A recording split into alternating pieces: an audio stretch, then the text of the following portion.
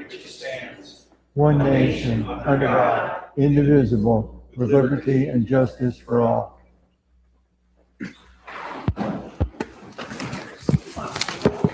Madam City Clerk, please call the roll.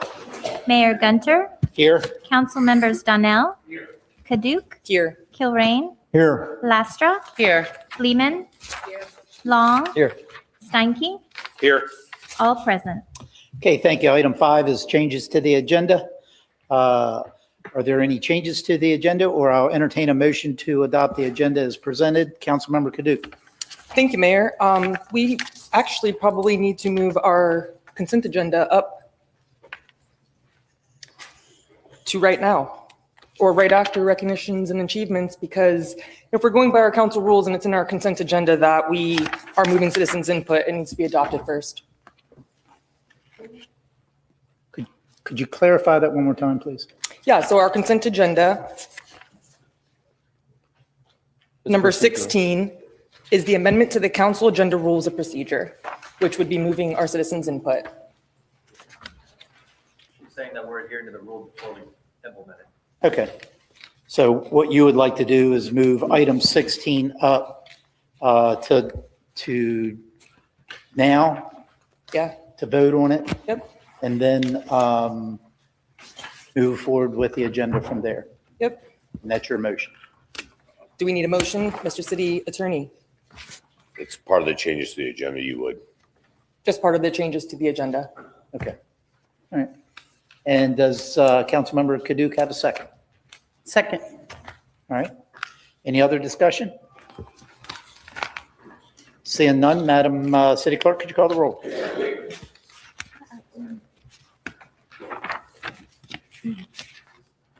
Long, Aye. Steinke, Aye. Donnell, Aye. Gunter, Aye. Kaduke, Aye. Aye. Kilrain, Aye. Lastra, Aye. Lehman. 8 ayes, motion carried. Okay, before we get started then, let's go ahead and item 16 on the consent agenda, amendment to the council rules of procedure. I'll turn it over to the city attorney. Thank you, Mayor. As part of the discussion that you all had prior to you going on your break, this was an amendment to change the time for the citizens' input, and that is the sole modification to the council agenda rules. Thus, the reason why Councilmember Kaduke asked that it be brought up at this point in time before the actual citizens' input happens. All right, thank you very much. Then I will entertain a motion for that amendment. So moved. To approve. Is there any council discussion? Seeing none, Madam City Clerk, please call the roll. Long, Aye. Steinke, Aye. Donnell, Aye. Gunter, Aye. Kaduke, Aye. Kilrain, Aye. Lastra, Aye. Lehman. 8 ayes, motion carried. Okay, we will move on to item 6, recognitions and achievements. 6A is presentation of city employees' years of service. And I will come on down and do that down below.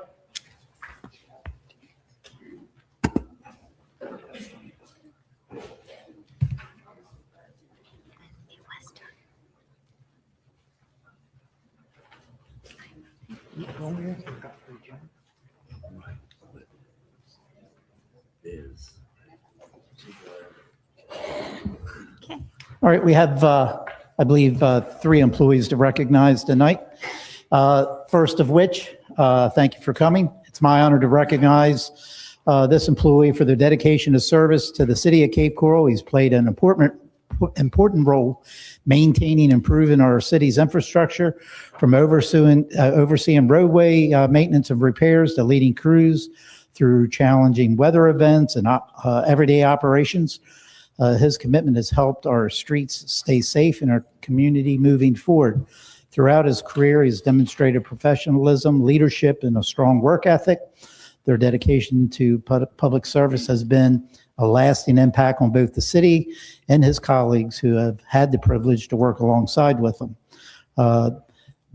Madam City Clerk, if you would please read the name of the recipient along with the years of service, and then I'll turn it over to his director, James.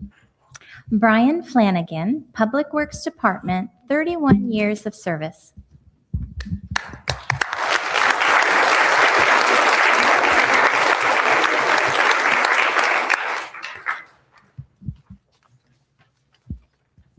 So it's not easy summing up 31 years of dedication, but what stands out the most is your consistency and integrity you brought to your work every single day. Your commitment to quality set a standard for all of us, and your reliability and sense of responsibility made you someone we could always count on without hesitation. You've been a steady presence, and that kind of dependability is rare. Your operational knowledge has been invaluable, not just in keeping things running smoothly, but in helping others learn and grow along the way. You've left a lasting mark on this team, and your influence will continue long after day. Wishing the best in retirement. You've earned it. Thank you.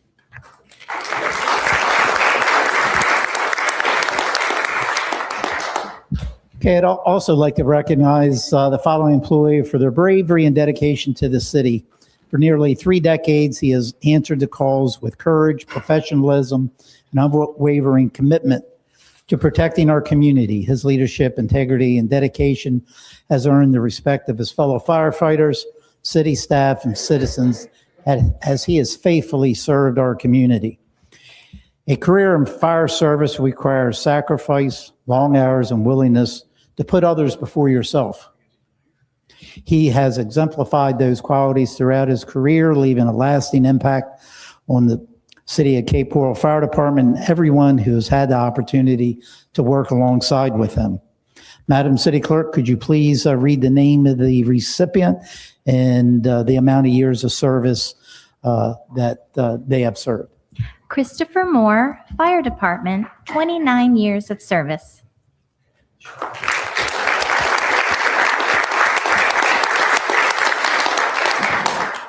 Good afternoon. Thank you for joining me here as we celebrate Battalion Chief Moore. For nearly 30 years, he's put this community first. So now we welcome him into the next chapter of his life for a well-earned retirement. So of particular note for Chief Moore is he's instrumental in our officer development program.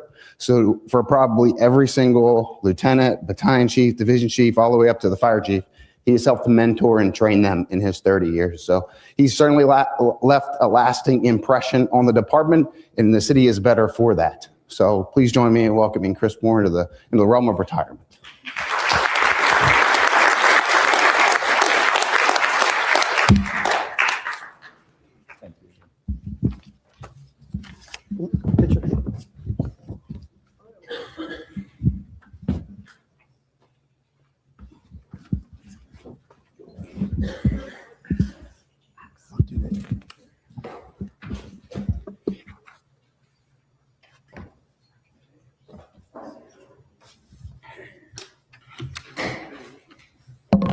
Congratulations. Thank you.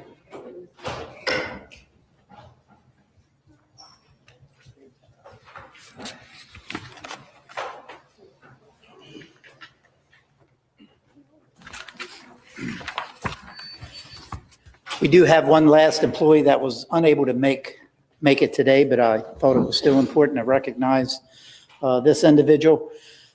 This next recognition is for an employee who unfortunately was unable to attend today, but still we wanted to take a moment to express our sincere appreciation and dedicated service to the City of Cape Coral. She played an essential role in preserving the city officials' records and ensuring they are managed with accuracy, integrity, and care. Behind the scenes, her work has helped support transparency, accountability, and the efficient operations of city government. It is in that role that often most individuals go unnoticed by the public, but absolutely always played a vital role within the organization. Madam City Clerk, could you please read the name of the recipient along with her years of service? Lynn Jennings, City Clerk's Department, 25 years of service. Let's give her a round of applause.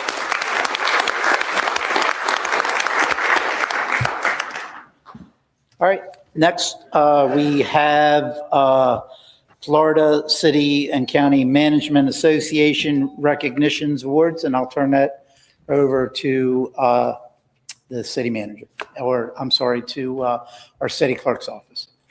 Mayor and Council, I would like to introduce and welcome Edward Lavalley, Senior Advisor for the Florida City and County Management Association.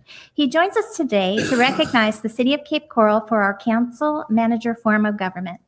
Mayor Gunter and City Manager, can you please join Mr. Lavalley to accept the award? And could we get this gentleman a microphone? Oh, you got one, Mike?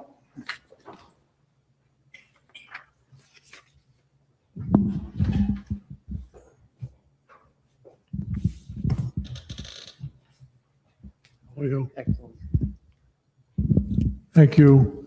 And thank you, Mayor. And good afternoon, Mayor Gunter and members of the Cape Coral City Council and City Manager and staff. Already met Kimberly of City Clerk. Thank you very much for your time. I looked at your agenda. It's pretty engaging. So I appreciate you fitting me on there.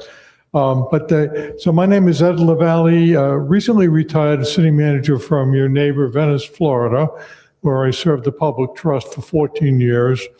But I am now a representative of the Florida City and County Management Association, FCCMA, as a senior advisor. And one of the delightful tasks I have is recognizing communities like Cape Coral for their successful management style and effective government, and in your case, for quite a long time.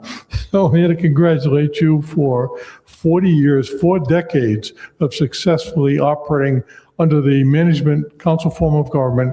And that model is recognized by the international partner, International City Managers Association. They define the criteria and the metrics for operation, and so they recognize you. In fact, I think from speaking with the city clerk, you may have been operating longer than 40 years, and we're going to research that and see if, in fact, you're entitled to even greater recognition. But in the short term here, I'm just pleased to be here to represent the other cities and towns.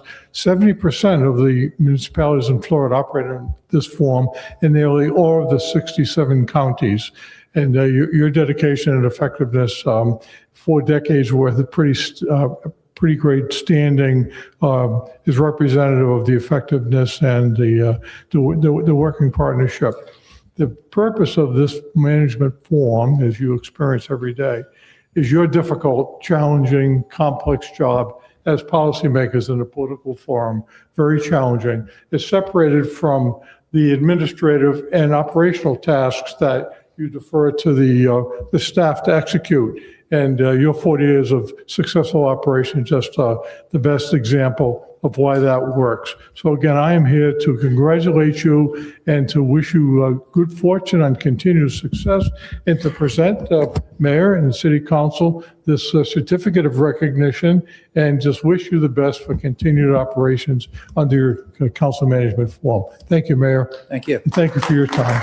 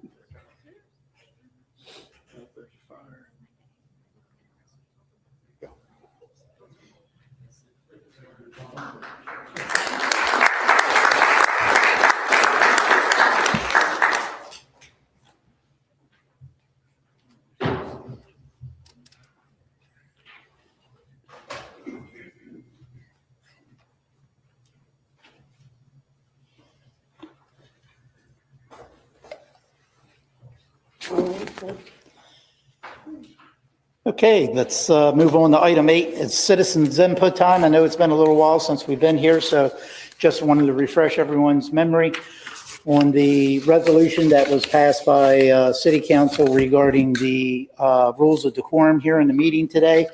Again, this is a business meeting. Thank you for attending. During citizens input, citizens are given opportunities to be heard concerning matters scheduled on the on the council agenda and any other matters pertinent to the city, in order to promote a orderly system of holding a public business meeting and ensure that individuals are not embarrassed or harassed as a result of the exercise of right of free speech, the city has established rules, excuse me, that must be followed. And these rules, again, were adopted by City Council in a resolution. The speaker is required to maintain a proper decorum at all times. Only the person recognized by the mayor shall be addressing the City Council or making any audible remarks during the business portion of the meeting. Unauthorized remarks, stomping of feet, whistling, and similar demonstrations are not permitted during the meeting. No person is permitted to interrupt the City Council proceedings or comments of any persons unless they're recognized as the speaker by the mayor. No person is permitted to behave in a disorderly manner by shouting, yelling, whistling, chanting, singing, dancing, clapping, foot stomping, or cheering, or engage in any other types of disruptive display during the council meeting. No person is permitted to refuse to follow the instructions if that is compelled by the policies that's been adopted and governed by the council rules or procedures. Any person who engages in this type of behavior could be asked to leave the council chambers. With that being said, Madam City Clerk, if you could start with the comment cards. Again, if by chance you haven't filled out a comment card and you want to speak, please, the Assistant City Clerk is over there now. Make sure you see her. Lou Navarra and Jeffrey Fielder. And we'll use the podium to my left and your right.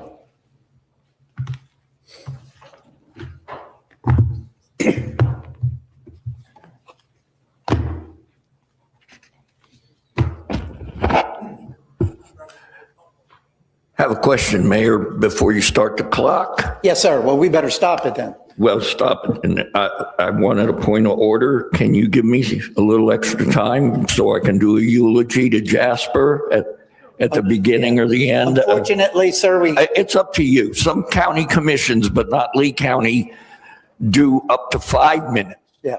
It's Yeah. okay. Unless my council says I forgot my otherwise. hearing aids. We will continue with the 3 minutes that we have slated. It's our first meeting back, so I'm sure we might eat the whole hour up today. Thank you. Thank you. Good afternoon, Mayor, City Council, Lou Navarra, Cape Coral. Now I know how President Trump felt when he won the presidency after being defeated in 2022. It's a year to the day I was kicked out of here. Today is triumphant. The disabled persons, whether veterans or civilians, it's a great day for them and the citizens. You've made them ADA compliant for all disabled people and the citizens. Good move. Plan to save council before your political defeat, folks. And I'm sorry I voted for some of you 2 years ago. Move the podium back to the center. Well, it's done. You guys are on the ball. Put back the 8A on the agenda, Mayor. You took it off. You never really let anybody use it. It's in the council. Speaking of the charter revision committee, don't vote on the charter, folks. It's all handpicked, and they didn't pick me to do it. To hell. There's even a provision to allow the current council member who termed out 8 years ago to be in because they changed the thing because of all that nonsense a few years ago about living where you live. Vote down the charter, folks. Let them redo it. Put the AV back up. Well, you have it here. Mayor, you didn't like what the citizens put up? You used the city attorney as the fall guy. Another Lee Harvey Oswald, you know? He said you didn't need it. I think we do. Cancel your new rules for decorum you enacted. It must have taken you 5 minutes to read that. You made it easier to throw the citizens out for no good reason, and you got their anger up. Restore voluntary committees. No more stakes. They have those committees in China, handpicked. Went to the vacation rental one, run by one of the pretty council members here. It was all handpicked, all realtors. and it was to vote on the, Joe Biden, help me, what was that? Government, anyway, she'll know what it is. I'll take it. Restore the Budget Committee, which was chaired by Tom Shadrack, who knows the budget. Restore all the committees back to volunteers. Put the CRA back in the hands of citizens. You put it in your hands. No, thank you. Thank you. I have a couple gifts to leave. How to Stop Lying. That's two of my council members. Thank you, Mr. And wait, we got the new budget. Thank you. That Leave that is with the city clerk. Cape Coral animal. I'm going to leave them with my lovely friend. Yep. Thank you. Well, if you want to hear about Jasper, I'll do it now, and if not, he passed. Thank you. Good, sir. You're next. He was the only friend I had in County, folks. Thank you, Mayor. If you would use that podium over there, please. Yes, sir. Sorry.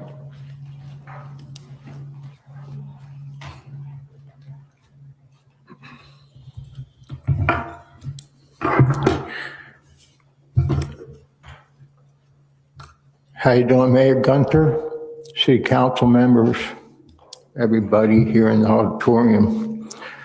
My name's Jeffrey Fielder.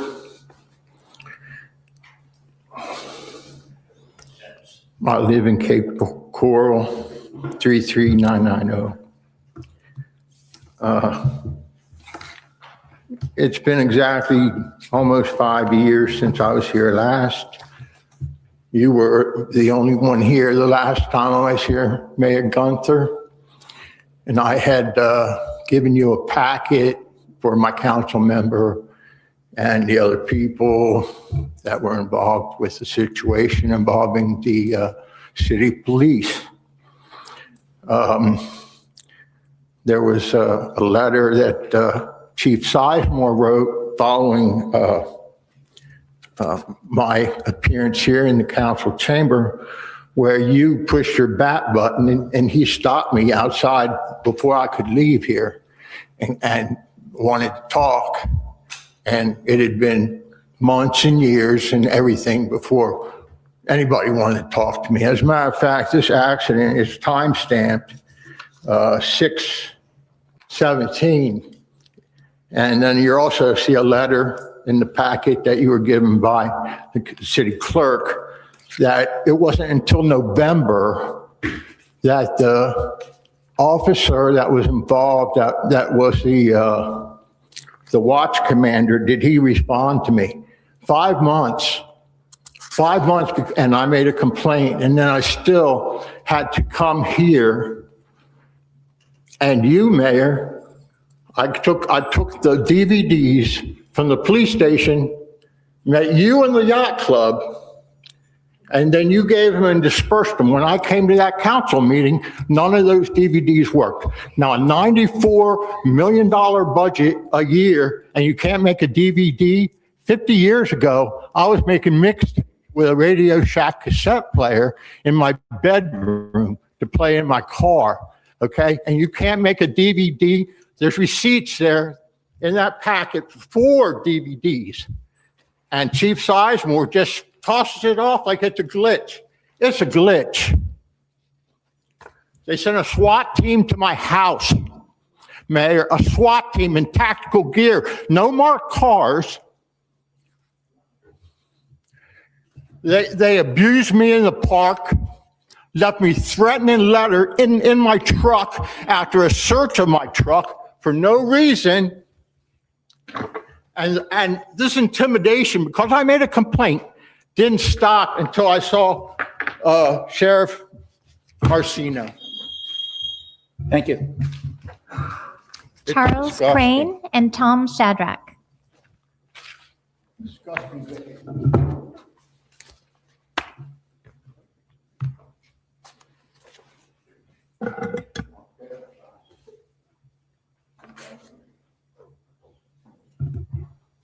Good afternoon, Charles Crane. Today I'm asking for the reconsideration of Resolution 150-26, passed on a 5-3 vote on June 3rd, 2026. Failing that, I am calling for a motion to be introduced and voted on to delay the yacht club portion of 150-26 until after the November elections, or at least delay the contract award. Reasons for reconsideration or delay. Delay is not going to hurt. In fact, it's the prudent thing to do.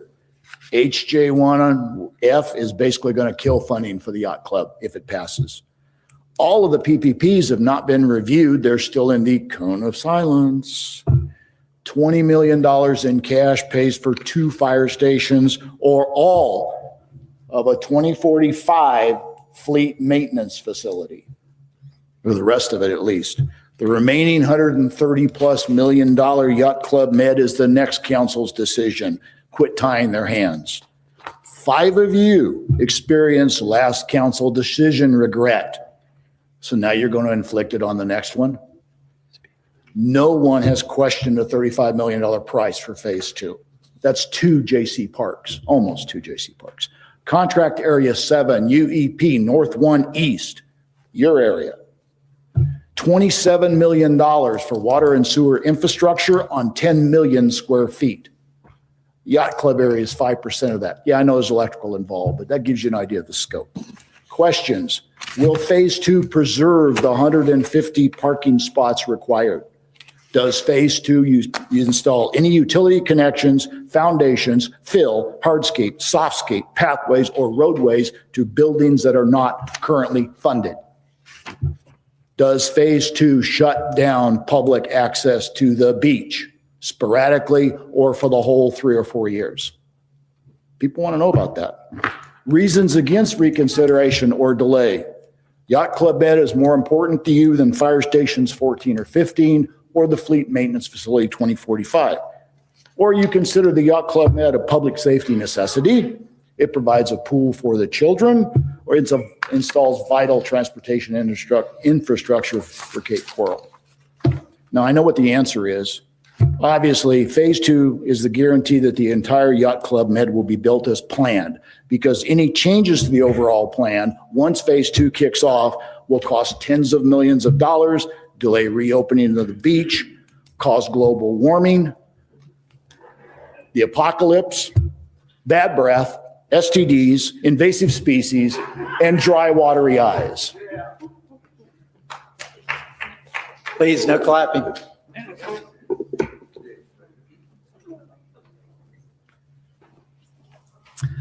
Hello, Tom Shadrack again. Thanks for having me back. I was here all afternoon for the workshop, and there was some things said. I brought up about slush funds, and as a candidate, I know it's a problem for you, but it's meant that it's just transparency issues, no corruption. There are slush funds. I'll call it surpluses then that are there, and I welcome a discussion with the finance group. All the data that I use to support the slush funds are right out of the government documents here produced at Cape Coral. Nothing in my slush fund reports we're talking about anything but was reports and data provided by the city. Glad to have any of those conversations with you. But my reason for here to be now is about the yacht club. Like Charles just talked about. I was a little dismayed that there wasn't a question on what that $35 million was to do. That was voted on at the last council meeting. It was 5-3, so there was 3 dissensions.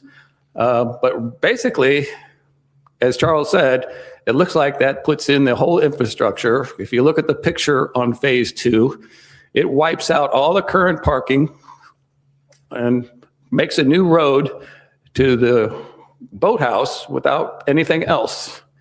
And does that put in all the utilities like he's talking about? I want to foot stomp that a little bit.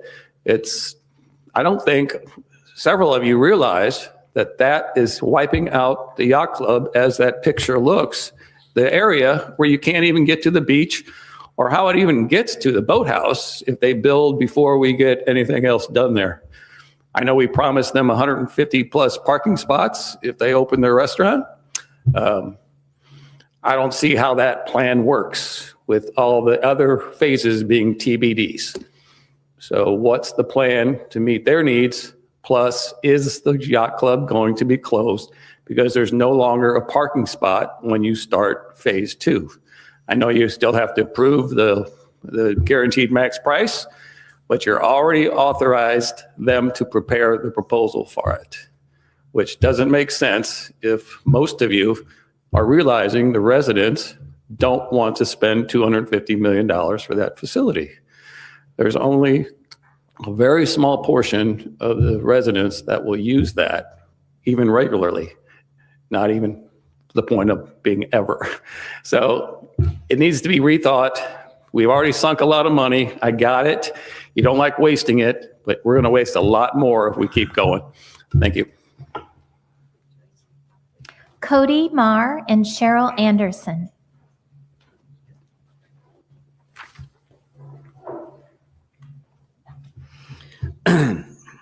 Good evening. My name is Cody Marr, and I'm here to speak about the 58 flock surveillance cameras installed throughout Cape Coral. I have a simple question for the members of the council.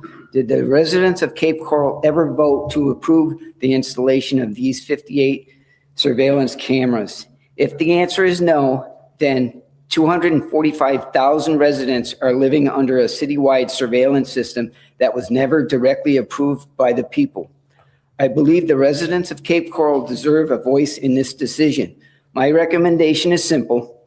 Temporarily suspend the operation of the flock cameras until the city council holds a public meeting dedicated exclusively to this issue, followed by a public vote or another meaningful process that gives residents the opportunity to decide whether these cameras should remain in our community. This is not simply a technology issue. It's a question of privacy, civil liberties, and public trust.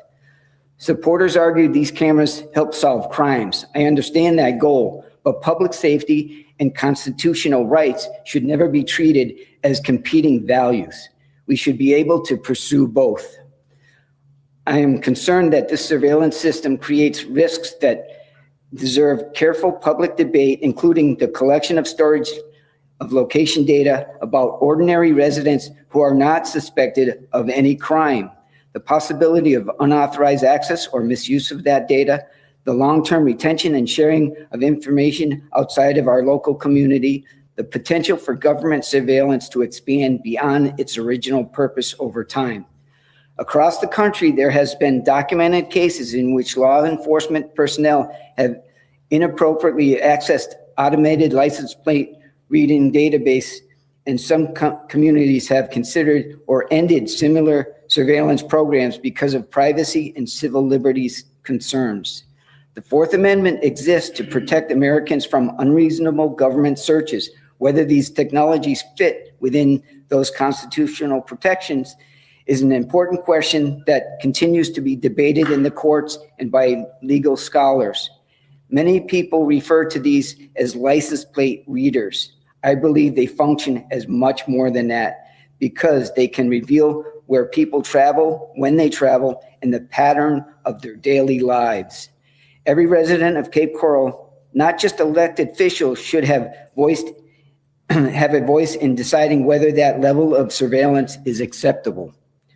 I respectfully ask this council to pause the expansion or continued operation of the flock camera system until the citizens of Cape Coral have had the opportunity to participate in that decision. Government works best with the consent of the governed. Thank you for your time.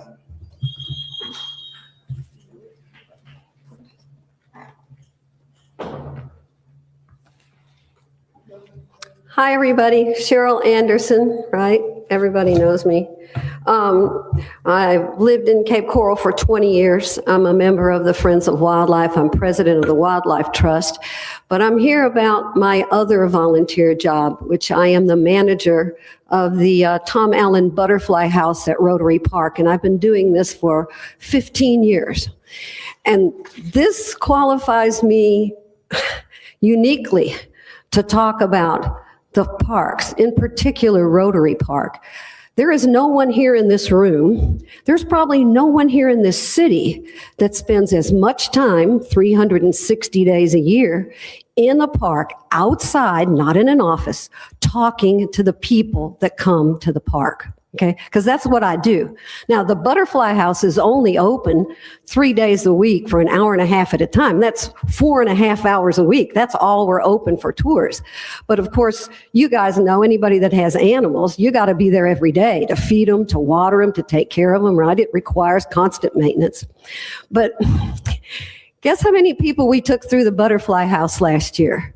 I know how many, 5,212 people, 5,000 people went through this tiny 25 by 25 structure. And we know because we asked them when they come in to sign their name, tell us where they're from and how many people in their group, okay? So I talk to these people. These aren't just Cape Coral people. These are people from all over the world that have come to this park, to this Butterfly House, because we are the #1 guest attraction in the city of Cape Coral, okay? You look it up on Yelp, whatever. But why are people, this is last Friday, okay? It was 100 degrees in the Butterfly House last Friday, okay? Here's who was there. Ohio, Chicago, Charlotte, North Carolina, another Ohio, Pennsylvania, Cuba, and right after them, New York. And before them, 10 people from Nova Scotia who I talked to for quite a while. Why are these people here? They're here because they need nature. They need to be outside. They need the parks. Human beings need this, okay? And so when I see on the budget or I hear a Parks and Recs budget being called non-essential, I'm going, you got that completely wrong. It is probably the most essential budget item that the city can have. Because without parks and nature, you have alcoholism, you have drug abuse, you have teen delinquency, you have suicide. I mean, it's a proven psychological fact. People need to be outside. They need to be with nature. They need to learn about nature. Now, I'm talking to only 5,000 people, so please consider no cuts to the Parks and Rec budget. Thank you. Lisa Arnold and Jim Collier.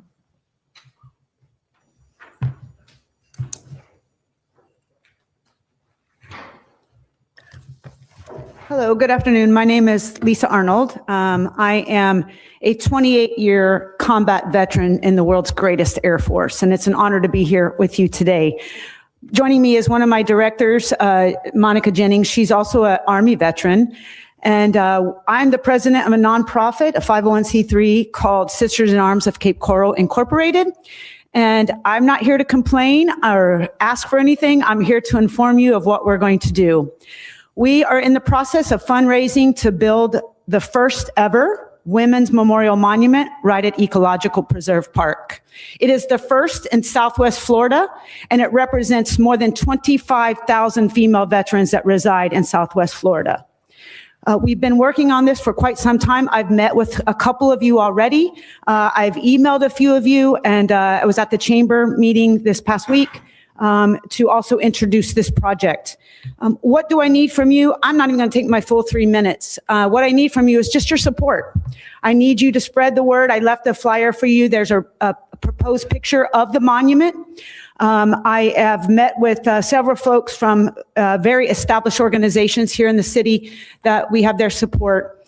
I believe that in a city that calls itself a Purple Heart City, we can do better to recognize women's service to this nation. Oftentimes I've walked into places where my service is questioned.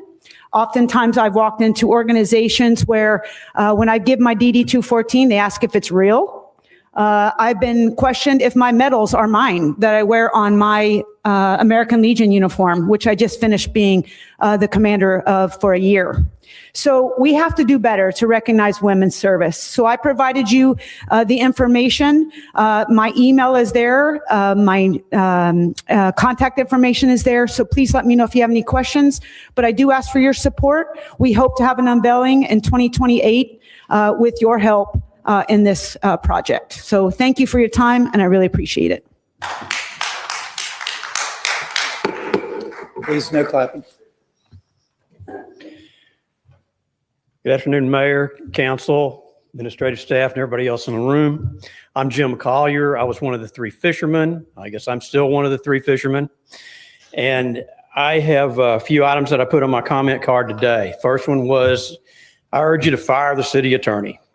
And there are several reasons for that, but they became more and more clear to me as we received the responses to our Freedom of Information Act requests on the conversations between the city attorney and the lawyers involved in the litigation over the Chiquita Lock.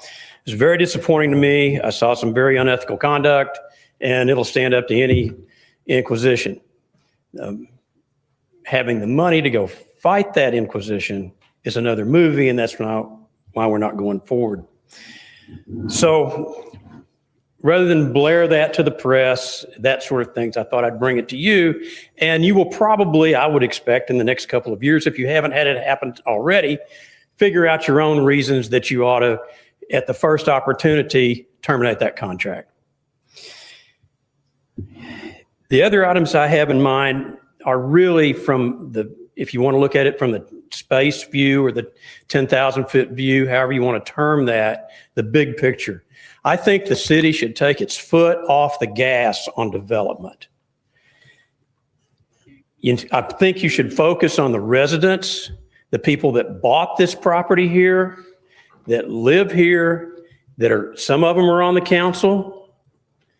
I think you should think about those people and not always, seems like, tourists first, renters first, tenants first, everybody else first, and the residents like, well, what do you need? Okay, well, we need a park. We need a dog park, whatever.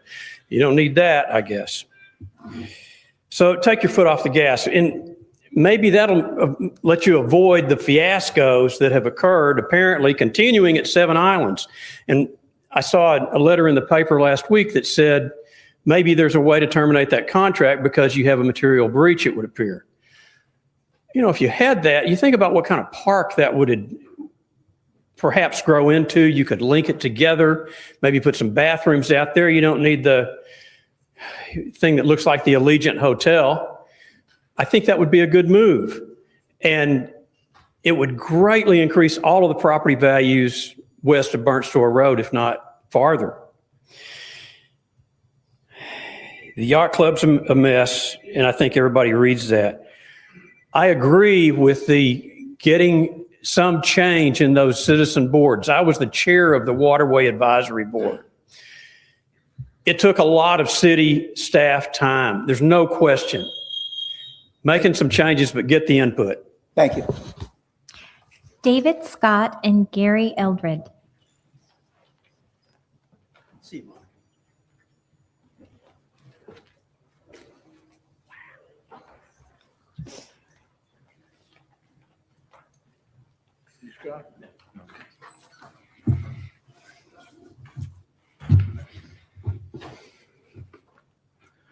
Good afternoon. My name's David Scott. I live in the Northwest Cape.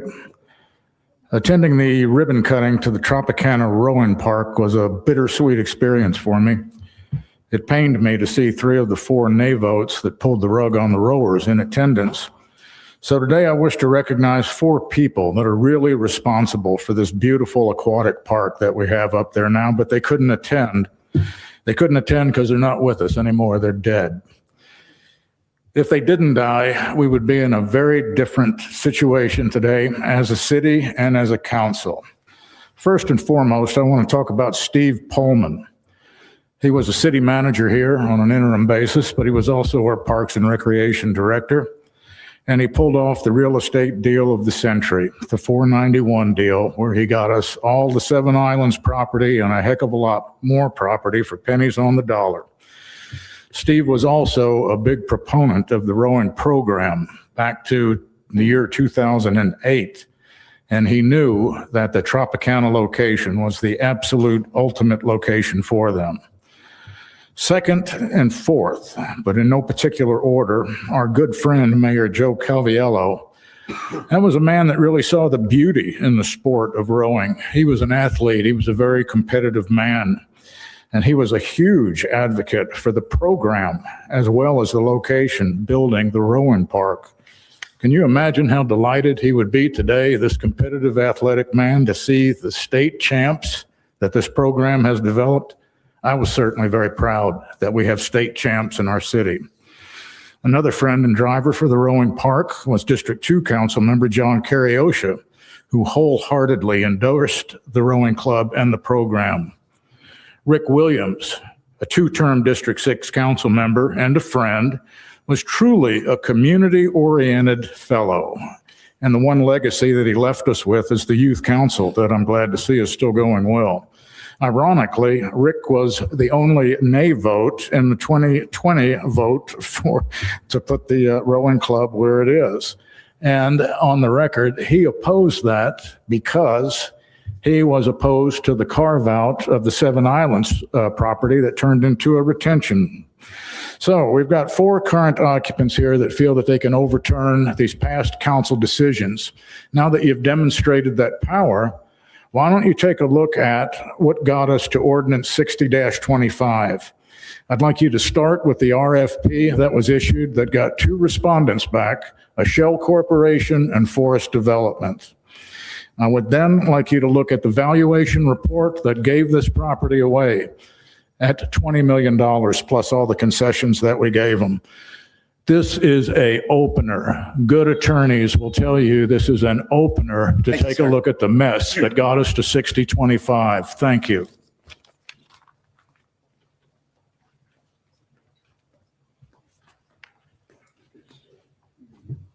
Good afternoon, Mayor, City Council. This may surprise you a little bit, but I'm actually going to give you a compliment. I know it sounds a little absurd. So on June 29th, I did send a message to the City Council regarding this podium. So I'd like to thank Mr. Steinke for responding accordingly to move the podium away from the entrance of the door since the crazy man is gone. Second of all, I asked for the amount of money that has been spent on the bathroom, the restroom at the yacht club. Are you ready? $211,189.84. And I questioned at the time a $4 million bathroom, restroom, whatever you want to call it, in that area based on all the budget cuts that we're trying to do. I did listen to the meeting today online, trying to cut staff, trying to do this, trying to do that. A $4 million restroom. Second of all, I think before your hiatus, I think one of the city council members asked about the salaried employees or all the employees that are sitting over here. Are they being paid? Are they, what's their compensation? I did receive a letter back. I won't name the person. Additionally, as a salaried employee, I can confirm that comp time is not provided to salaried staff regarding meeting attendance. Certain hourly employees, such as planners, are required to attend specific meetings, particularly involving land use and zone matters. And so I appreciate that, making sure that any person that is not a salaried employee, it leaves and not getting paid accordingly. I think that is it. So I appreciate, again, oh, there's one other. I appreciate all of you answering my emails during the hiatus. Of course, there's always one that never does, and he knows who that person is. Jennifer Alvarez Wada and Kyle Lahamadou.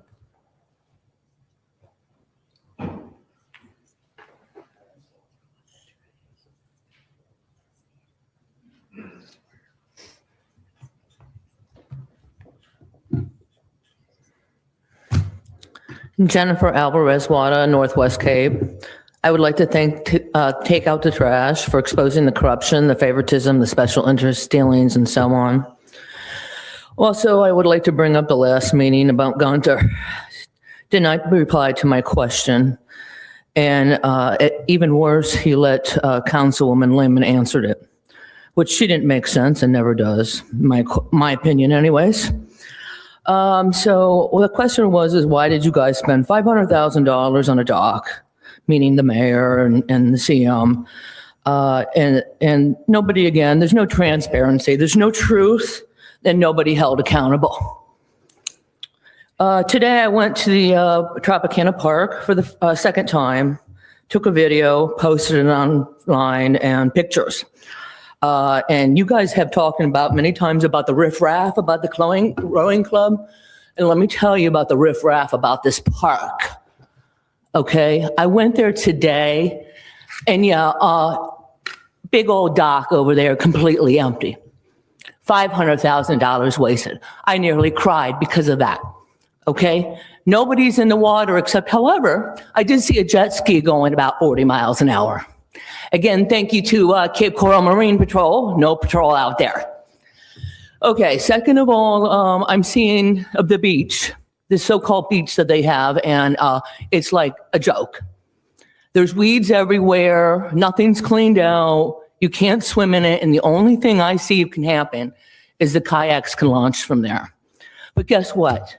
They spent, I'm sure, plenty of money on a kayak launch, which is not even needed, along with the dock. I mean, this is what we're dealing with, people.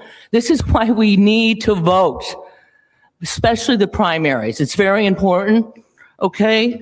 And then also, there's no signs of beware of alligators, just like Crystal Park, which I mentioned a few times ago, and apparently they changed the signs. Okay, we do have a city attorney, and a citizen had to tell them about beware of the alligators, because they used to have a sign out there that says don't feed the wildlife, but now they have a sign. So unbelievable. $300 and something thousand we paid the city attorney, and a citizen has to tell them what to do. Okay, second of all, let's talk about the guy that sued us for $100,000. Okay, again, we have a city attorney that makes over $300,000, folks, and did not step in for a citizen. And why? Because you know who? The guy at the helm, who needs to go. Definitely.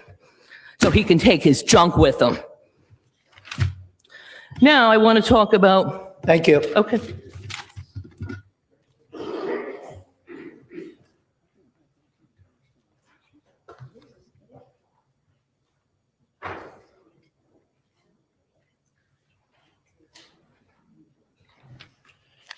Good evening, Kyle Amadou, District 7. Had a bunch of stuff to talk about, but I just want to talk about, I think it's the last meeting, somebody called the question, and I believe when you call the question, you have to have the floor to call that question, and you didn't. So I don't know if I'm 100% correct on that, but I believe I am.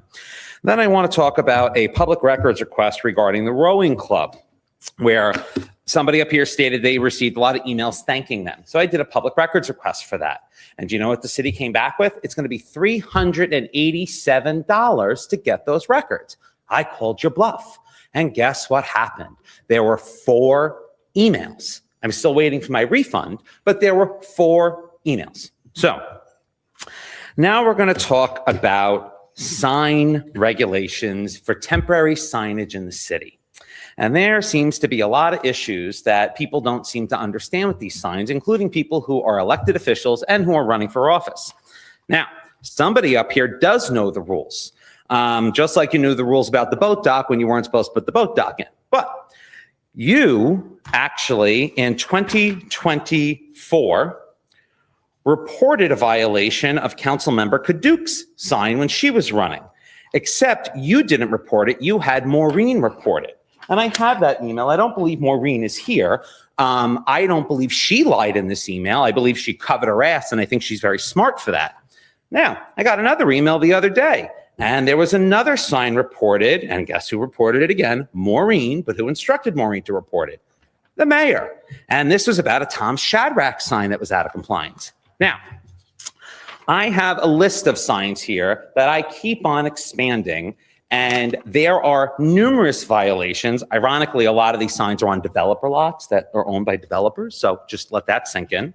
So, but there are multiple people running for office who are breaking the rules because they don't know the rules because the rules don't make any sense. Okay. But somebody knows the rules because they helped establish those rules, but nobody's doing anything about it. So we're going to talk about that. Now, there are also other sign violations, including on my own property. Okay. And allegedly, one of your properties is in violation of the city's rules. Do you know what that is? You can't have more than 3 temporary signs on your property. So when you have somebody come and put happy birthday or happy sweet 16, that's in violation of the rules you guys set in place. I'm sorry. It is fucking stupid.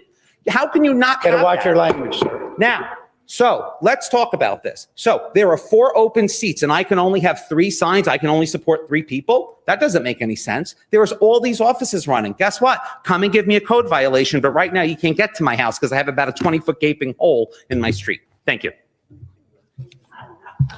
Lisa Cohen Atkinson and Thomas Senator.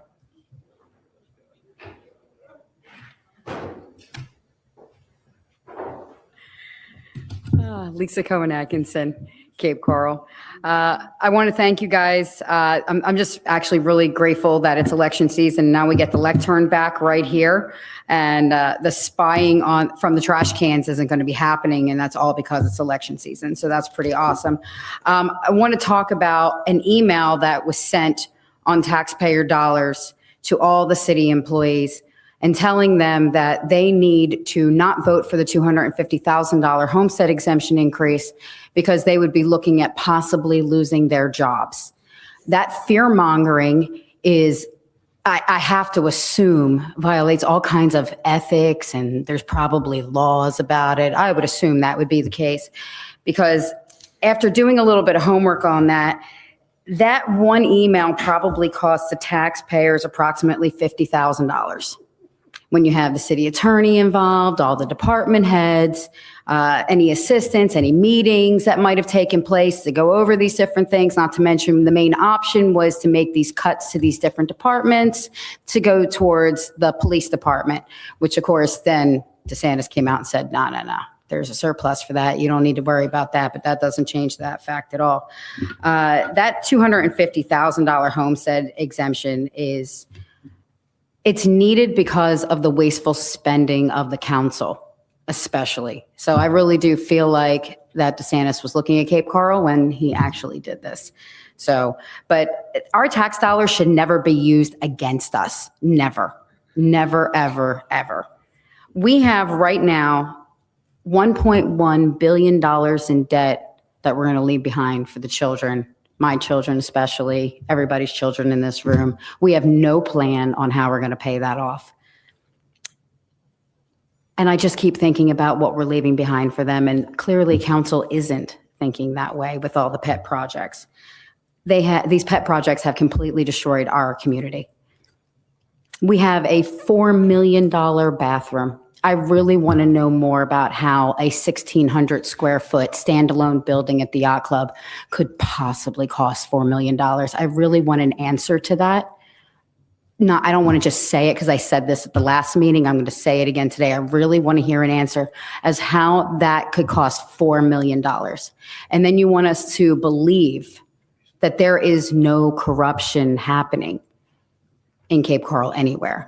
So that's just unacceptable. As far as the flock cameras are concerned, that was already talked about and that was pretty awesome. But there's a safety mechanism that's built into the bottom of those so that if there's an accident and a car hits it, it goes down. Well, there's not on the flock cameras.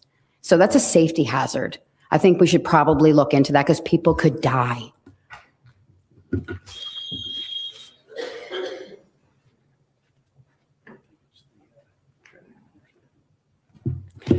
Good afternoon, Mr. Mayor, Council. My name is Thomas Senator. I'm a 22-year resident of Cape Coral. I live in District 1. And all of you know that I'm a commissioner on planning and zoning, but I'm not here as a commissioner, but I do have a issue with something we had. So 2 weeks ago, we listened to ordinance 39-26, the Flume 26 5. The applicants appeared before us on July 1st requesting a zoning change from single-family to multifamily. The property was 1526 Northeast 13th Avenue. I listened to the video this morning again to make sure I had all the facts correctly. So they came here and they said that they purchased this property at a tax deed sale on, well, they didn't say when, I looked it up, August 3rd, 2021. And we did have one citizen come in and complain that they didn't want this to pass. So they have the single family lot. They testified before the commission that they bought this 6,250 square foot lot, believing it was a buildable lot.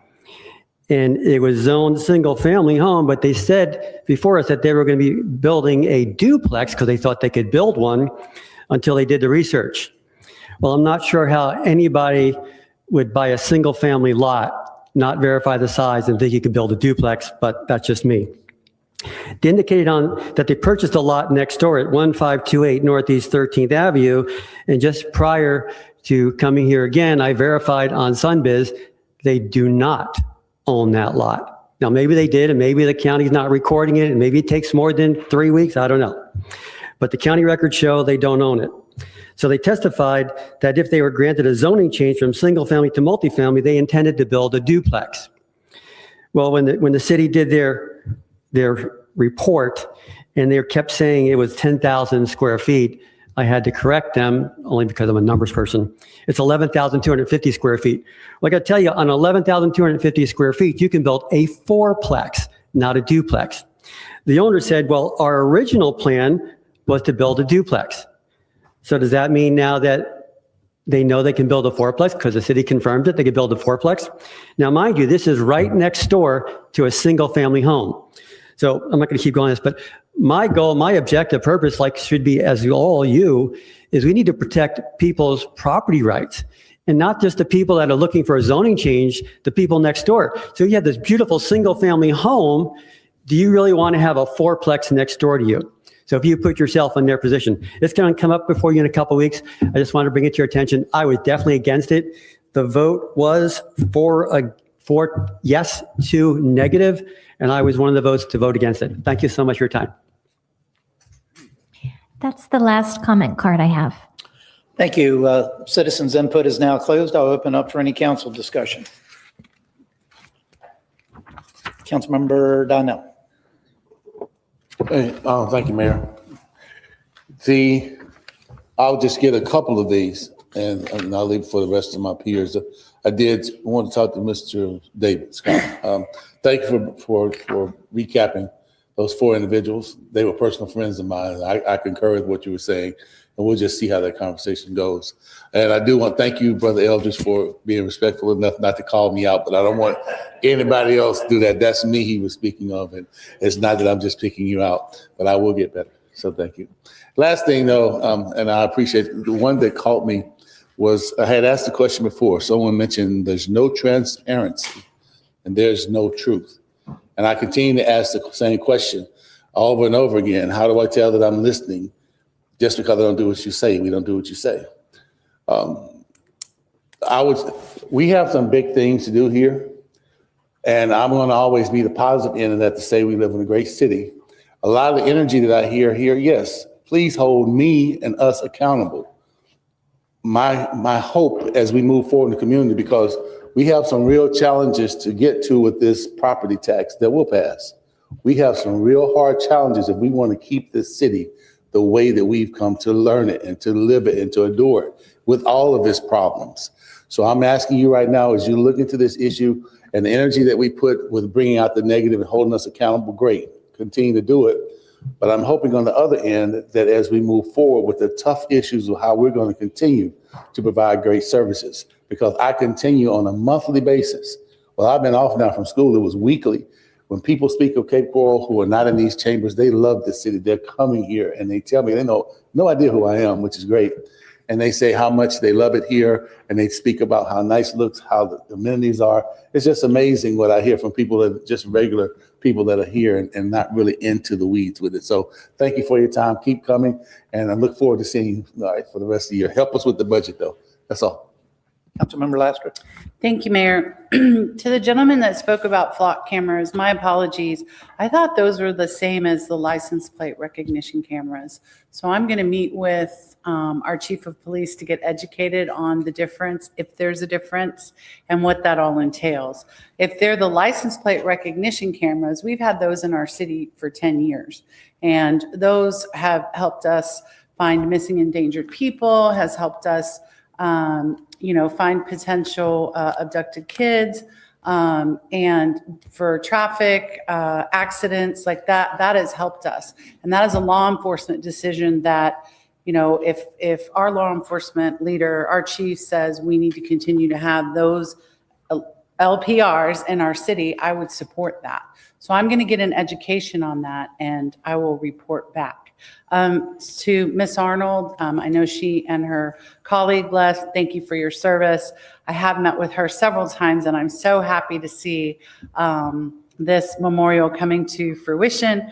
I just had a conversation with a friend today to talk about the differences and, to hear her say, as a female combat veteran, she gets questioned and, I chuckled to myself because, that's unfortunate. But I'm very proud to support that, and I look forward to hopefully we can donate to that cause and get that up and supported. Let's see, Mr. Collier. Hi, old neighbors. Hello. We are working on the budget. Cheryl, we are working on the budget. You talked about parks being cut. We just had a budget workshop today. All of us were here. None of us want to see that happen, but it's our job as leaders to figure this out. So we're figuring it out. We have some options on the table that several of us brought up today, looking at things like unfilled positions, looking at what that would look like, how much revenue that would generate, possibly looking at budgeting a portion of some of our interest income earned. That hasn't been decided yet, but I would just encourage you to keep watching. And Mr. Collier, when you talk about development, we always say it's a fine balance. We have 92% ad valorem and 8% commercial tax base. And I would like to see that commercial tax base come up. I own 2 homes in my district, and one is homesteaded and one is not. And the one that is not, I won't even tell you how much I paid in taxes last year. So I appreciate that statement, but please know, most of us up here look at it, it's a fine balance. And you have to do what everybody likes to tagline smart growth, which is make sure that we have the infrastructure to support it. So I can commit to that for myself and probably many of us up here. Let's see. And yes, Mr. David, thank you for bringing up those names. I got a chuckle when you brought up JC, District 2. He used to say, forget about it. I'll never forget. He was a Chicago police officer, former police officer to the T. And little Rick Williams, bless him. He was sour and sweet all at the same time. But you're not wrong. Mr. Williams was the only one that was a dissenting vote on that vote back in 2020. I remember that. I was up here. So thank you for those memories. Thank you, Mayor. Councilmember Kadouk. Thank you, Mayor. To address the questions from the public regarding the Yacht Club Phase 2, does this eliminate parking and public access to the beach? Mr. City Manager? I can get you an answer the rest of this week. Okay, thank you. And to Mr. Marr that spoke on the flock cameras, I did ask when these were authorized, and it's my understanding that they were authorized in 2024 and implemented in 2025. So I asked for the exact resolution that authorized them, and as soon as I have that, I'll be sure to share. Ms. Anderson, I have been to the Butterfly House, and each year the Leadership Cape Coral program goes usually through there as well, and I love it. So thank you so much for bringing that to our attention. I actually made my own Facebook post regarding parks, and I think it is an essential part of our life as well. For everyone else, thank you guys for coming. Ms. Arnold, I know that you spoke about the Sisters in Arms project, and I fully support that. So thank you for coming to speak and bringing that to all of our attention. That's all I have. Thank you. Councilmember Lehman. Yeah.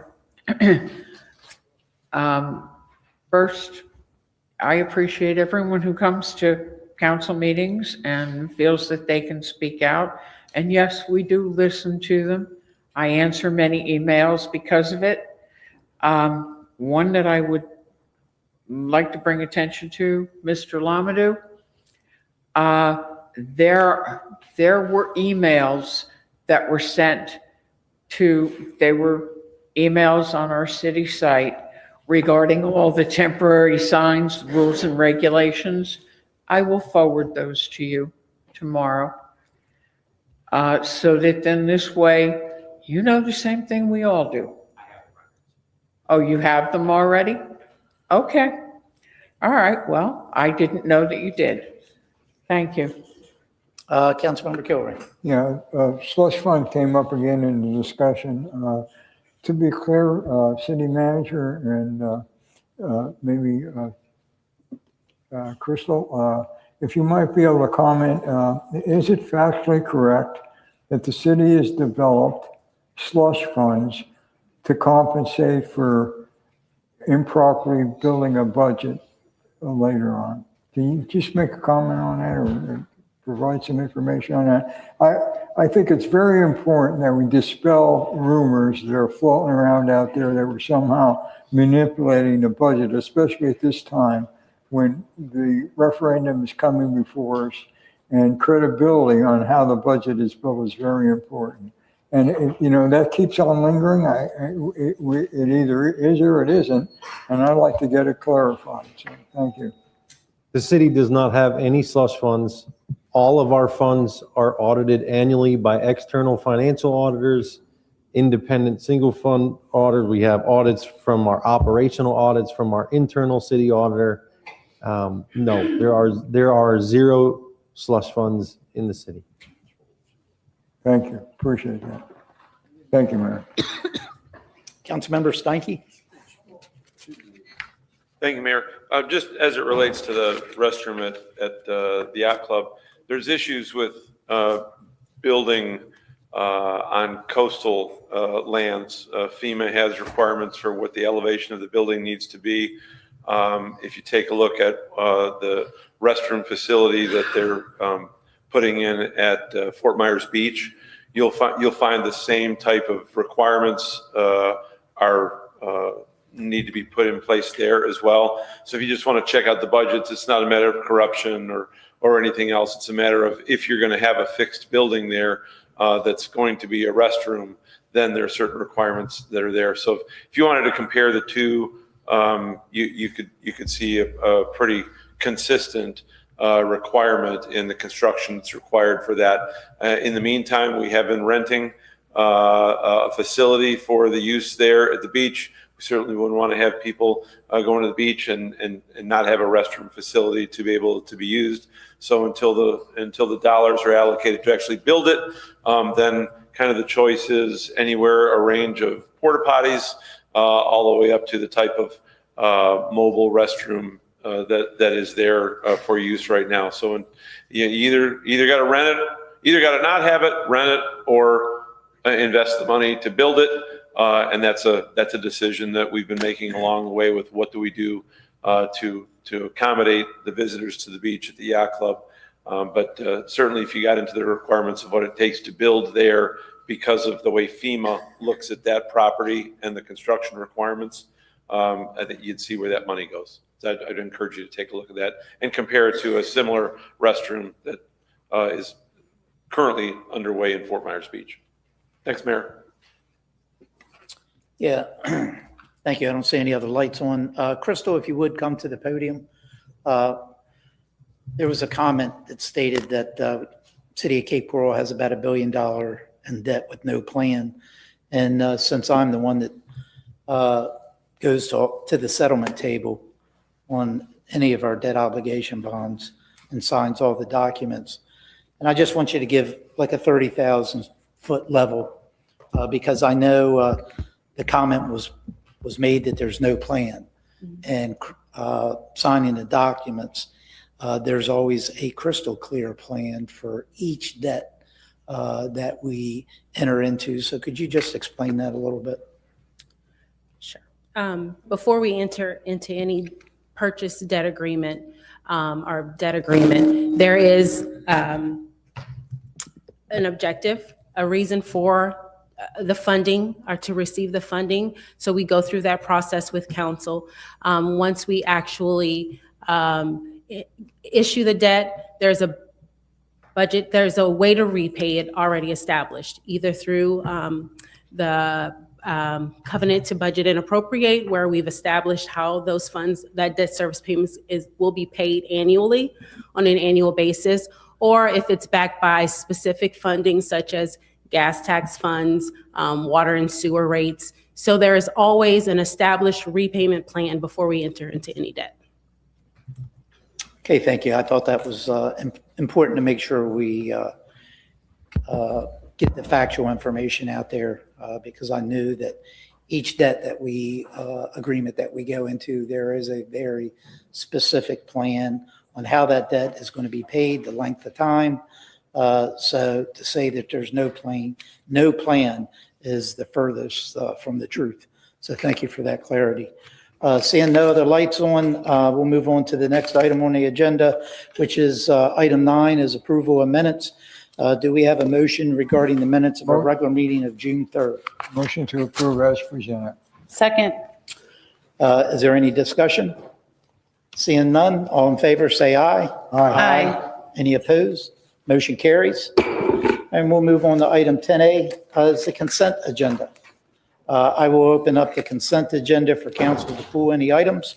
If there's no items to pull, then we've already taken care of item 16. That's a remainder of 15 items on the consent agenda. I'll entertain a motion. Councilmember Kaduc. Motion to approve the consent agenda as presented. Second. Section 16. Hold on. Councilmember Kaduc, let's let you Sorry, jump in sorry. with your lights on. Thank you, Mayor. I would like to pull item number 4, Resolution 151-26. Item number 11, Resolution 162-26. And item number 15, Resolution 172-26. 4, 11, and 13 out of the 4, 11, and 15. 15. 4, 11, and 15 out of the 15. So, Councilmember Kilrain, would you like to? So I make a motion to approve the consent agenda with the exceptions of 4, 11, and 15. All right, we got a second. Any other discussion? Madam City Clerk, please call the roll. Long, Aye. Steinke, Aye. Donnell, Aye. Gunter, Aye. Kaduc, Aye. Kilrain, Aye. Lastra, Aye. Lehman. 8 ayes, motion carried. All right, item number 4, Resolution 151-26. Councilmember Kaduc, I'll give you the floor. Thank you, Mayor. So we are receiving $138,864.70 from property damage release payment to the city of Cape Coral. The reason why I pulled this item, and I already picked on Alex in my one-on-one, is when he filled out, or whoever in his office filled out this document, it says, will this action result in a budget amendment? And that is, it states no. However, if we are receiving funds, it would be yes. So that should be corrected, and we should be seeing that budget amendment with that item coming in there. With that, I will make a motion to approve Resolution 151-26. Second. Is there any other discussion? Seeing none, Madam City Clerk, please call the roll on Resolution 151-26. Long, Aye. Steinke, Aye. Donnell, Aye. Gunter, Aye. Kaduc, Aye. Kilrain, Aye.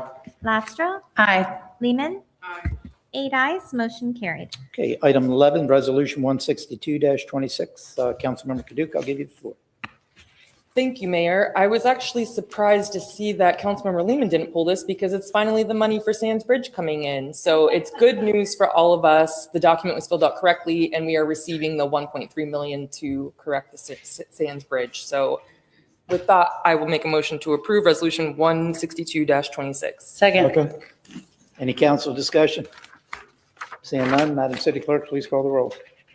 Long, Steinke, Aye. Donnell, Aye. Gunter, Aye. Kaduc, Aye. Kilrain, Aye. Lastra, Aye. Lehman. 8 ayes, motion carried. Okay, move on to the last item, Resolution 172-26. Councilmember Kaduc. Thank you, Mayor. I thought this one was particularly important because not only does it affect me, but my district. It is the receipt of funds for $6.5 million from the South Florida Water Management District. It's a grant that we received, and a lot of people ask if our lobbyists are worth the money, and this is proof that they are worth the money. So with that, I will make a motion to approve Resolution 172-26, and we Second. have 6.5 million coming in for grant funding for North 1 UEP East. Second. All right, we got a motion, a second, and a second. Is there any discussion? Seeing none, Madam City Clerk, please call the roll. Long. Aye.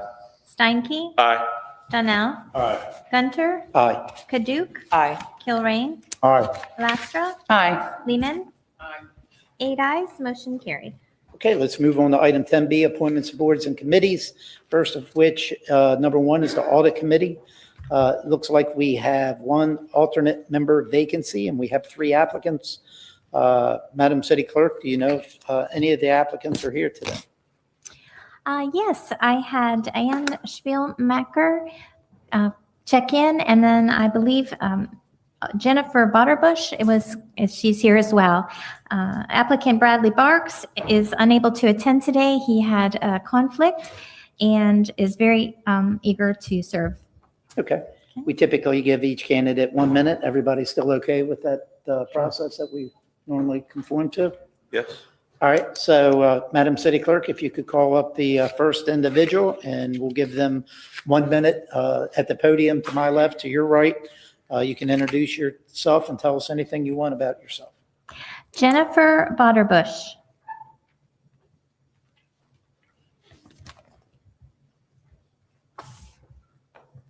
Yes, please.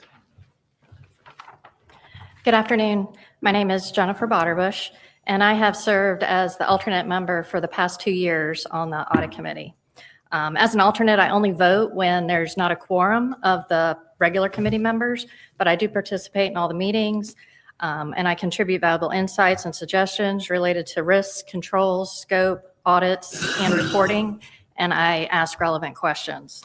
I have the education and experience to serve on the Audit Committee as a CPA and as a certified internal auditor with over 30 years experience in public accounting, external audit, corporate accounting, SEC reporting, internal controls, and internal audit. I served as the chief audit executive and ombudsman for 2 public companies, and I reported to the Audit Committee of the Board of Directors.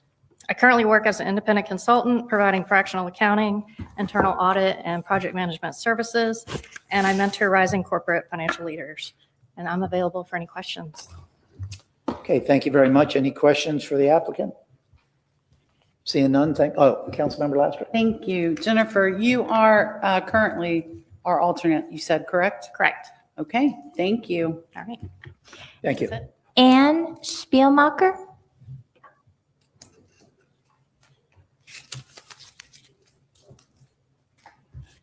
I don't have any of that experience. So I'll just start. I'm going to go backwards. I saw a request for the need of an audit, an alternate for the Audit Committee.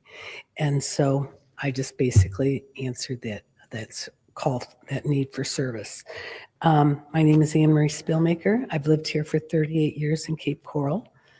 My children have attended Cape Elementary, Gulf Middle, Cape High. I taught at a middle school in North Fort Myers for 11 years and at Fort Myers High for 24 years. I run a household budget for 38 years and have always stayed in the black. Although my knowledge for this committee is limited, I do have a fairly good working knowledge of the funding that, from municipal governments regarding federal to state to all right. Minutes quick. Thank you. Any questions for the applicant? Seeing Councilmember Donnell. I just said, man, appreciate Ms. Spielmacher. I've had her daughters and stuff in school, so she's great. Just know Ms. Spielmacher, for me, there's some other committees I think that they fit you better. For me, I want you to hear that, and I'll be talking with you downstream. But this one will be going in the other direction, so know that, right? But stay in touch. I'll stay in touch with you. That's all. Thank you. Madam City Clerk, looks like we have 3 applicants. 2 are here today. I guess we'll do our normal course of action. Just go down the voting order, and each council member will give their candidate. Long, Butterbush. Steinke, Butterbush. Donnell, Gunter, Butterbush. Kaduk, Otterbush. Kilrain, Name, Kilrain. same Thank you. Lastra, Butterbush. Lehman. Otterbush. That's 8 for Butterbush. Okay, I'll entertain a motion to reflect that. Motion to approve Butterbush as the alternate to the audit committee. Second. Any other discussion? Seeing none, Madam City Clerk, please call the roll. Long, Aye. Steinke, Aye. Donnell, Gunter, Aye. Kaduk, Aye. Kilrain, Aye. Lastra, Aye. Lehman. Aye. 8 ayes, motion carried. And the other applicant was here today. As Councilmember Donnell said, we have some other opportunities out there. Thank you for applying, and hopefully we'll see you again. All right, next item 2 is the Tourist Development Council. Reason that we find ourselves here today, I did receive a letter from Chairman Cecil Pendergrass, who has requested, since the governor, I guess, has signed the local bill with the change regarding the makeup of the Tourist Development Council. He has asked that since that change has been adopted, that we as a council appoint an individual to the Tourist Development Council. Presently, as we all are aware, we typically make our appointments in the first meeting after the election or after November. It's typically how we do all of our board seats. But Commissioner Pendergrass did ask that we confirm at this time for someone on that particular board. I realize Councilmember Steinke is on that position, and he will, if this board decides, could continue on that board until November, and then we would do a normal selection just like we do all of our boards. So I guess first off is to see if Councilmember Steinke is interested in continuing, and then I'll open up a discussion exactly what the will of this council is. I would be willing to continue my commitment through November. Okay. All right.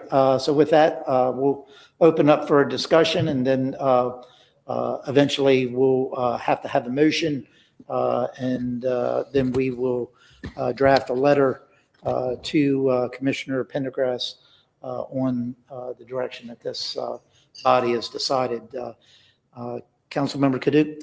Thank you, Mayor. I just wanted to confirm, we will be doing this again in November? Yeah, I mean, that's what we typically, all of our boards, that's what we do. For whatever reason, he asked, since there was a change on as far as the local bill that was signed by the governor, I still think that, and would be my recommendation as Councilmember Steinke, just stay in place, and then in November, like we normally do, we'll figure it out then. That's really why I pushed my light was, I don't know, are we doing this every July now, or is it in November we do it again? So with that, I will stay status quo and keep Councilmember Steinke. Okay. Councilmember Lastra? Yes, thank you for clarifying that. I thought it was going to be in addition, and then I was going to recommend a dynamic duo. But I'm good with you staying. Thank you, Mayor. All right, Councilmember Kilrain. Yeah, and I'd just like to emphasize that I think that Councilman Steinke has done a fantastic job in that role. And he's brought us to the point where we had the statute developed to go ahead and get the voting membership. And even though we have that at this point, there's still some work to be done there in that, there are only certain categories of revenue that the tourist dollars can be used from. And unfortunately, we fall short sometimes because all of the opportunities for this, that the state allows to be done aren't included in the county ordinance. So there may be some additional work there. And I know Bill has tried very hard to have other people recognize that. And it's been an uphill battle.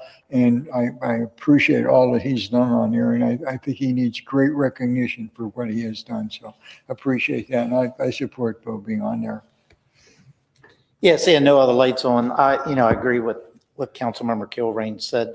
Being here for 9 years, I can tell you that since Councilmember Steinke has been on the Tourist Development Council, we not only have a voice now, but we also have a vote. And that's because of his efforts. So I commend you. I think you've done a superb and excellent job representing the city on the TDC board. Whoever takes over in November has some big shoes to fill. So thank you for everything that you've done, because you have definitely taken us to the next level. So thank you for everything you've done. You're welcome. Thank you. With that being said, I'll entertain a motion. Motion to continue appoint with Bill. Councilmember Steinke to TDC. Second. All right, have a motion, a second. I don't see any other lights on. Madam City Clerk, please call the roll. Long. Aye. Steinke. Aye. Donnell. Gunter. Aye. Kaduk. Aye. Kilrain. Aye. Lastra. Aye. Lehman. 8 ayes, motion carried. Okay, we'll move over to item 10C, unfinished business. C1 is follow-up items for council. There's none listed. Item 2 is follow-up items for city management, none listed. Number 11 is ordinance. 11B is 11A is quasi-judicial hearings. We do not have anything listed tonight. Item 11B is legislative public hearings. We do have a few of those, first of which is Resolution 158-26. Madam City Clerk, please read the title. Resolution 158-26, a resolution of the mayor and city council of the city of Cape Coral, Florida, calling for a primary election for the city of Cape Coral, Florida on August 18th, 2026 for mayor in districts 1 and 6, based upon there being more than 2 candidates that have qualified for those districts, providing an effective date. Okay, thank you. Mr. City Attorney, any comments that you'd like to make? Nothing otherwise. This is required pursuant to our charter that does mandate that there be a primary election when there are in fact more than 2 qualifying candidates. So this is required by our charter. Okay, thank you. I will now have public input. Anyone wishing to speak on Resolution 158-26, please come forward. Okay, seeing none, public input is now closed. Is there a motion regarding Resolution 158-26? Motion to approve. Second. Any other council discussion? Seeing none, Madam City Clerk, please call the roll. Long. Aye. Steinke. Aye. Donnell. Aye. Gunter. Aye. Kaduk. Aye. Kilrain. Aye. Lastra. Aye. Lehman. Aye. 8 ayes, motion carried. Okay, let's move on to 11C as introductions, first of which is ordinance 34-26. Madam City Clerk, please read title, set the public hearing date. Ordinance 34-26, an ordinance of the mayor and city council of the city of Cape Coral, Florida, establishing the Seven Islands Community Development District located within the municipal boundaries of the city of Cape Coral, Florida, containing approximately 47.18 acres pursuant to Chapter 190 Florida statutes, providing for the establishment of the boundaries for the Seven Islands Community Development District, providing for the designation of the initial board members, providing for the district name, providing for statutory provisions governing the district, providing for severability and an effective date. The public hearing will be July 22nd, 2026. Thank you. Any discussion by staff or council? Councilmember Kaduk. Thank you, Mayor. Mr. City Manager, can you explain why we should approve a CDD?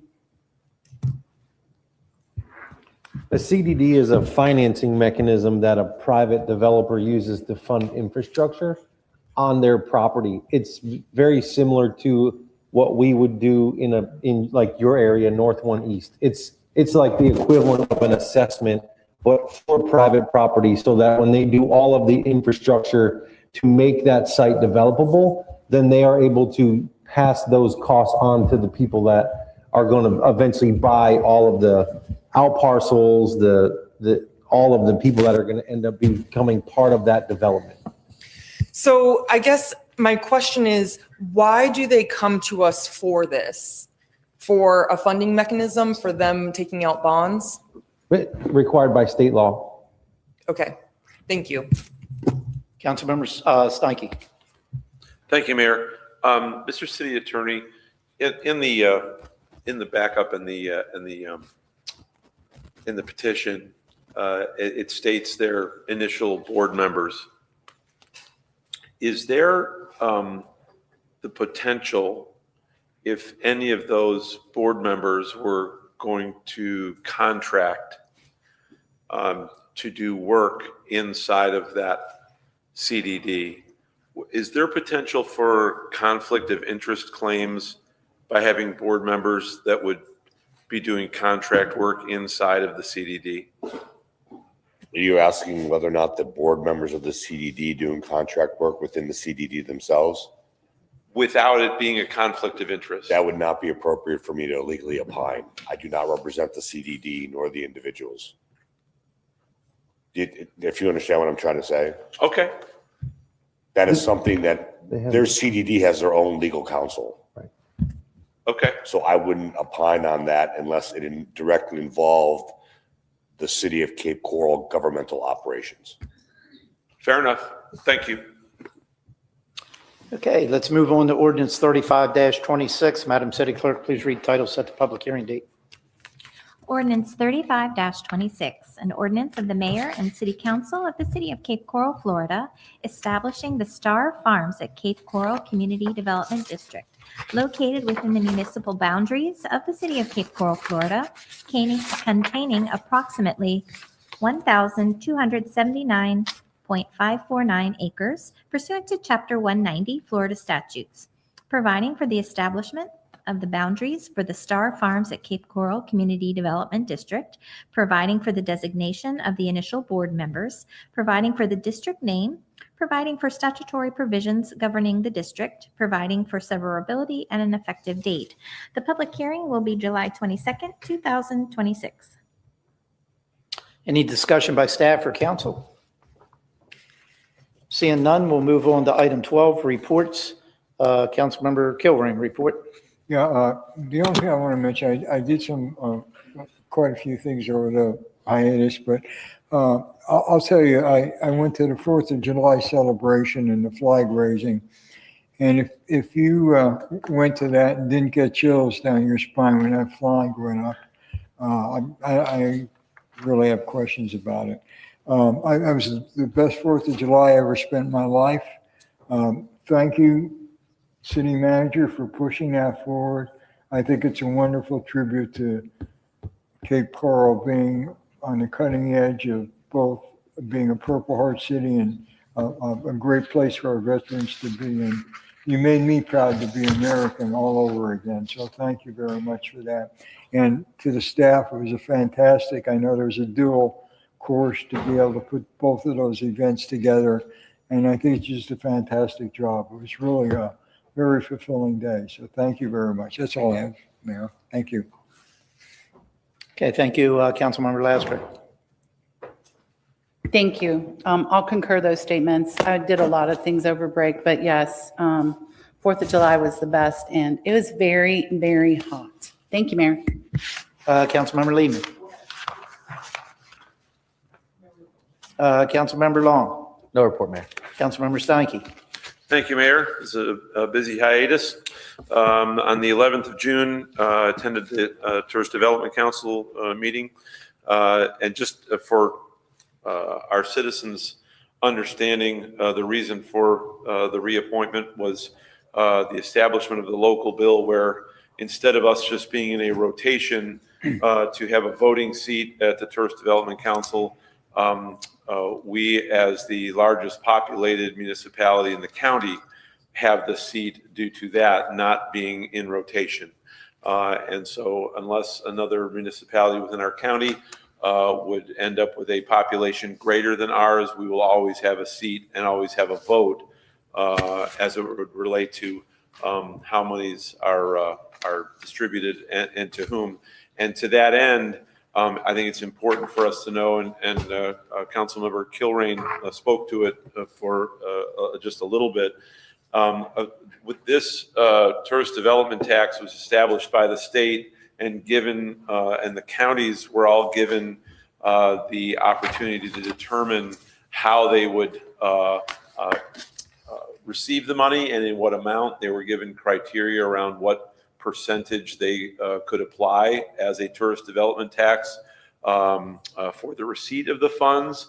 And then they were given 2 channels by which they could distribute the funds, one of which was beach and shoreline, and one of which was eco park. When Lee County established the local ordinance that established what the monies could be spent on, all that was established was for beach and shoreline. There was not a recognition of eco parks as dollars, where dollars could be used.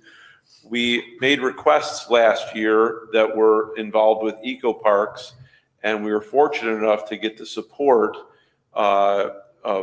from the Board of County Commissioners to use some of the reserves for those requests that we had that fell under eco parks and not beach and shoreline. Obviously, we don't have a whole lot of beach and shoreline, but at the same time, we collect a lot of money.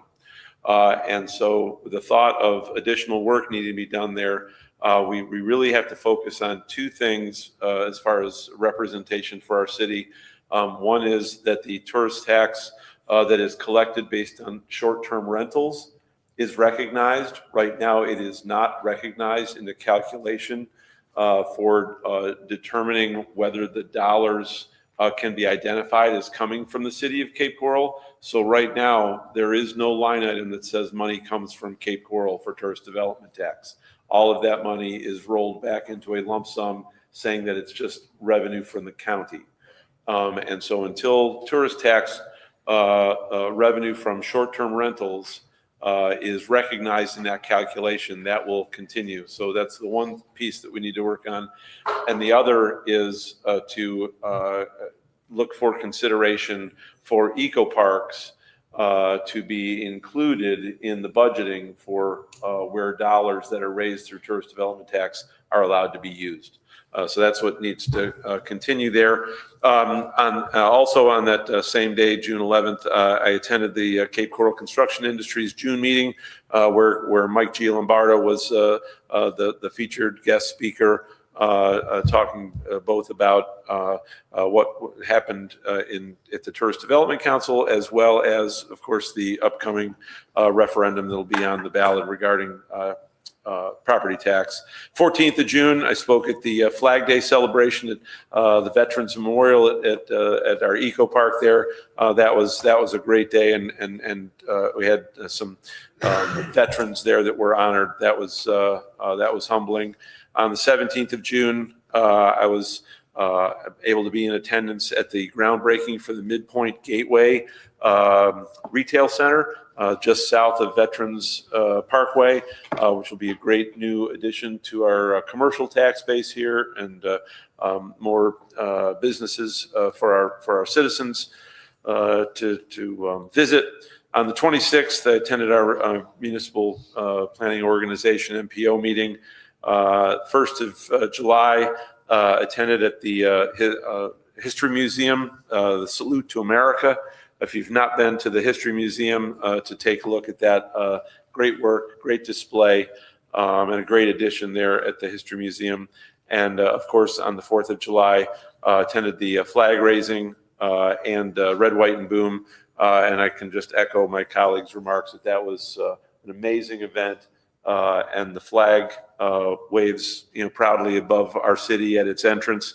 And we already have people that are landing in RSW showing us pictures of what that looks like as they come into our area and land at RSW.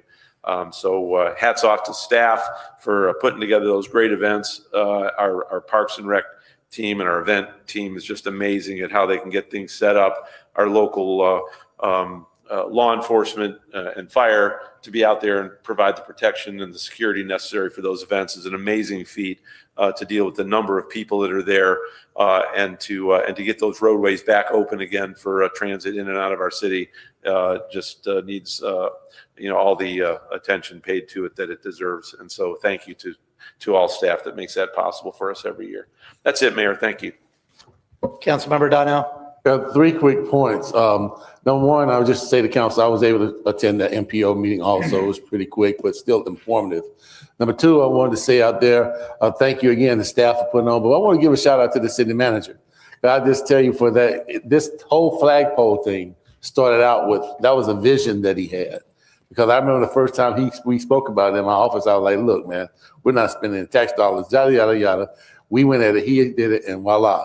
What I will say, though, prior to the flagpole going up, I was taking shots. About why we're doing it. The people came here.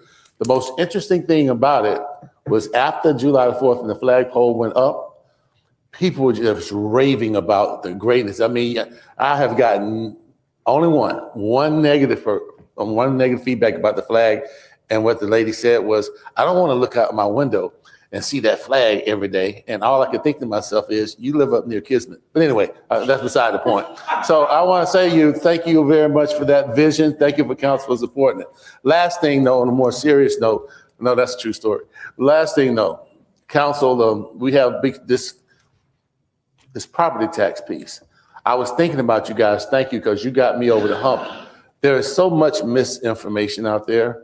And it got to the point where I was getting, I try not to get emotional. I was getting angry. That's odd for me to get angry. But I had to I was thinking at one point, why am I trying to make someone hear the facts? So I'm saying to you, I know you're all going through it. I just kind of settled back and said, look, my job is just to present the facts and leave it. But I am going to be very energized about presenting the facts, not sway them either way, but let them know exactly what's going on. As I end, now I turn to my residents out there. There's so much misinformation out there. I'm not a social media person, but God help you, the stuff that I've heard. It's starting with, we have a 600% increase in property tax. It starts there and gets worse. What we need for you what we need for you to do is, yes, people have their own personal opinions, but I'm hoping and praying that it is rooted in facts that you can research, have whatever opinion you want, think the other way you want, but we have to agree with the body of facts out there. And our job, starting with us and you, is to be, however you vote, please be informed based on facts. So thank you very much. Look forward to seeing you all throughout the rest of the year. That's all. Thank you, Councilmember Kaduc.